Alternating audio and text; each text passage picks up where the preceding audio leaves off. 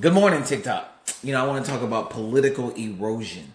To erode, it takes time. It takes time to do good. It takes time to do bad on a mass scale.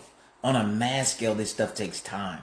And our society today is very quick. We want what we want right now, but you have to put in the time in order to see some of the changes that are taking place today and how they're going to affect us later. It's going to take time to start bringing in data. And from that data, we're going to learn whether or not our decisions as a whole were good or bad for the majority. And then we have to start asking ourselves, do we care about the majority? Do you even want a representative that cares about the majority of people? Or do you want one that only focuses on your needs? And that's really important. Because sometimes you have to start asking yourself, is my needs aside from the majority's needs? And when you ask yourself that question, then you really have to say, am I being greedy? Like, we think that raising our kids and bringing our kids up and giving them this future or giving them this better world, or we're trying to give them something better. But sometimes that takes sacrifice.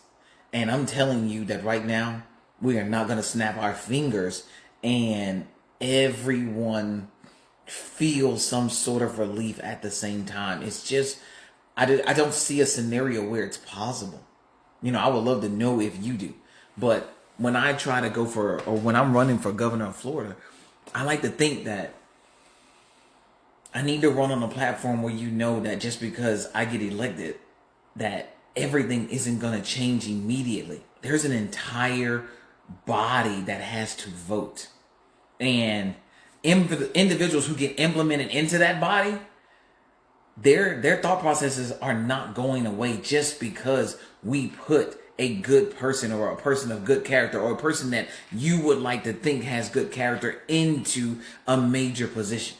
It's just a stepping stone to start to get better people in these positions, to actually get a majority to kind of start seeing what's happening at the ground level. There's a lot of high level conversation that does happen, and if you don't have a law degree, clearly you're outside of the scope. Well, I want to put you in the scope without having to have a law degree. I stand before you without a law degree, but I do not think that I should not be able to sit these ceremonies, because that's what I think they are, and not be a part of the conversation. Every citizen should feel like you're a part of the conversation, but the representatives have to make you feel that way.